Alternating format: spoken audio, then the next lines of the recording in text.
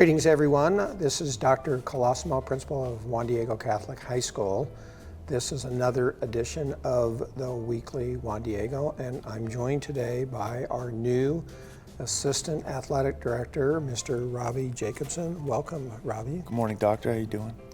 So, Robbie, just a little background. Where are you from, and what do you do? I'm from Las Vegas. I'm the head baseball coach here. Really fired up to be part of You've Juan got Diego. kind of an interesting situation. Is that the family's still in Las Vegas, and you moved here, and you're kind of going back and forth between the two cities. A little bit. My wife still lives in Vegas. Mom and dad, one sister live out this way, so it's kind of split. And you have quite an extensive baseball background. I do. Yeah. I do. Been coaching high school baseball for 10 years. Head coach a summer college team out here in Salt Lake City, and had a little bit of pro baseball experience as a player. That's good. But we're going to talk today a little bit about our fall sports, and it's kind of been a baptism by fire. I think you started maybe like August 15th, and all the fall sports were, I don't know, were they in full? August 6th was my first official day here, and it was, oh, by the way, we're playing. Yeah, so it was like drinking out of a fire hose. And wouldn't have it any other way. yeah, so the fall sports, they're basically over, but there's still a couple of things going on, right? Football's playoffs today at Skyview. So football plays at Skyview. Is golf over? Golf's over. Golf's been over for a little while. Yeah. Volleyball ended last week. Tennis. Tennis has been over for a few weeks now. Yeah. What's new about Juan Diego is that for athletics is that we're playing in the 4A classification this year. So what is that, 4A versus what we normally play? My understanding of 4A is just really the size of school. Yeah. Our student body has the size for 3A, but I believe it was last year. We're actually a 2A school in population. Oh. And but so we're trying to play 4A, and the reason for it is that the travel that presents itself with both 2A and 3A just got to be too much. And so when we're in 4A, like who's in our region in 4A? Well, for baseball, it kind of varies between the sports a little bit, but the mainstays: Cottonwood, East, Highland, Judge. That's Park City. Murray, I think sometimes is Murray came down Murray's in down. baseball, yeah. So if you look at the population of those schools, they would be twice the size, in some cases 3 times the size of Juan Diego. So it's kind of like, all right, we've taken on a huge challenge here, playing really 2 full classifications above our playing weight, and it's been a little bit of a rough go trying to participate in that. And so we'll see if we can adapt to it over the next 2 or 3 years. And one thing is the travel time has gone down considerably. Oh, yes. More kids are in school longer, and parents are able to go to the away games because you're just playing up the street at Cottonwood or Highland, and you don't have to travel these great distances. Yeah, everything being somewhat centralized, I think, has helped a fan base for the visiting games. It's easier to go to. Well, how did our girls' tennis team do? They battled a little bit, but my niece actually plays on the tennis team. She's a sophomore, and I got a chance to watch them progress throughout. I'd like to see them take a little bit more intensity to the court, but I think overall they learned a lot, they had fun, and I think they're all striving to get better. They played on new courts, right? Brand new courts. What do they think of the new courts? I think they all loved the new courts. Yeah.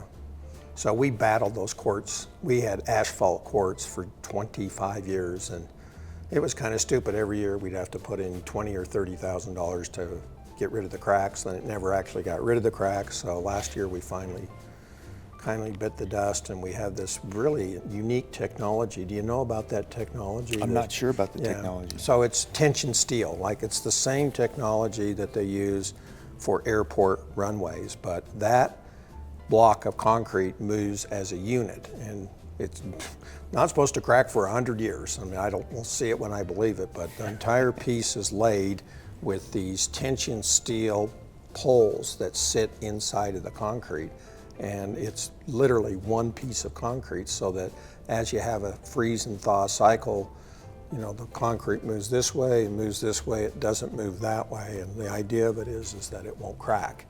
So I'll see it when I believe it, but we certainly have state-of-the-art tennis courts now, and girls play in the They play in the fall and boys play in the spring. In the spring. Okay, so that's our tennis team, and we think that's on the rise. And I think what about girls soccer? Girls soccer, they are competitors to the core. We just fell a little short. I think it was just more of a personnel thing. Our stud goalie, she ended up having to go back to France for a few weeks, but we got her back, and they made a pretty good run. We just fell a little short. I think that's what we're finding, right, is that we can compete at the 4A level, but it just seems like we're 2 or 3 students short of having a full complement, and it shows up, right? I think we're on the verge of greatness. I really do. We're just missing a few key athletic pieces for each team to really step up and kind of take leadership by example. Yeah. What about boys cross country? That participated, right? Boys cross country. I got to tell you, I didn't really know much about what cross country did or didn't do, and I heard good things. It's an interesting sport. People think cross country is long distance running, but it's actually not. It's a 2.1 mile race, and I know for many people it's like, well, that's a long ways away. Well, not compared to a marathon. Mm-hmm. And so the way that race has to be run in the fall, it has to be run almost like a sprint. And so people get this idea, it's like, oh, you have to be these, marathon runners. And actually, you're better off if you have an 800-meter runner that can move up to 2.1 miles. So it's a very difficult sport because you have to win. You have to sprint. Yeah, I mean, you really, really have to be moving in cross country, boys and girls. And so, what are we missing? We did cross country. We did girls tennis. Girls volleyball. Girls volleyball. Girls volleyball. Now, I saw a lot of girls volleyball games this year. I've watched more girls volleyball this year than I have in my entire life combined. And what I saw with girls volleyball from the start of the season towards the end of the season was a huge leap forward in their abilities, their drive, their intensity, and overall desire to win. Yeah. Go out there and truly compete. I think that there's a lot of upside moving forward through girls volleyball. Yeah, they're very athletic and very competitive, and so that's on the rise as well. I think so.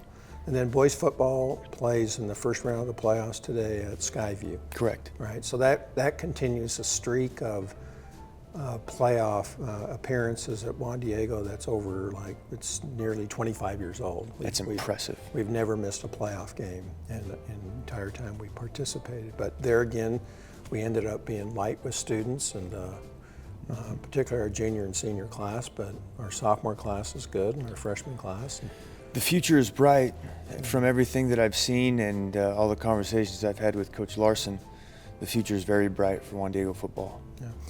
Coach Jacobson, talk a little bit about what should the philosophy of athletics be at Juan Diego? I think mental toughness first and foremost, finding ways to come together, compete for one another, for lack of a better phrase, breed some killers. Athletes with a little bit of a chip on their shoulder that have the ability to finish, win ahead, to band together when they're down and claw back and find ways to overcome difficulty. Yeah, so it takes leadership. It takes good senior classes, leaders that have been in the fracas before and can bring the underclassmen along with the mental approach to the game. Absolutely. It's said a lot that you go as far as your seniors will allow you to go, or as far as your seniors will take you. Yeah. And it starts with having that senior class buying into the philosophy of the program and the culture of the program, what it is that they're really trying to accomplish. Then providing a roadmap from the top, how to accomplish that, turning on-field leadership over to those upperclassmen and helping them bring the younger guys along. And I think that's really true. Juan Diego in general tries to really hand the mantle of leadership to its senior class, and whether it's in sports or campus life or just day-to-day operations of the school, our school rises and falls with the leadership of our senior class, and to the degree that they lead, we have good seasons and good academic years, and to the degree that they don't, it's not as good of an experience. And so we're really banking on our senior class, not only for the fall, but then with spring or with winter sports, right? So now we're about ready to turn the page. And what are the winter sports that are on tap? Basketball, men's and or boys and girls basketball. everything I know about basketball is they ran the table in the region last year. And For the boys, yeah. Yep, for the boys. And I would imagine that they're poised to make another strong run. We have swimming. Boys and girls swimming. Boys and girls swimming. I mean, they swim all year, but their season really is during the winter. During the winter, yep. Wrestling. I know Coach Pease, he's getting after it. Yeah. You know. I mean, we've always had a wrestling program, and we've not had, not a full complement of weight classes. So that seems to be kind of the theme at Juan Diego, is that we're trying to run a complete offering of sport programs. We're doing it with 2A school numbers, and yet are being, challenged by being in the 4A. Well, I think that, and I think that differential forces the athletes to raise their game, and raise their work ethic. For sure. I think when they find a collective way to do that as a team and individuals, greatness is on the horizon.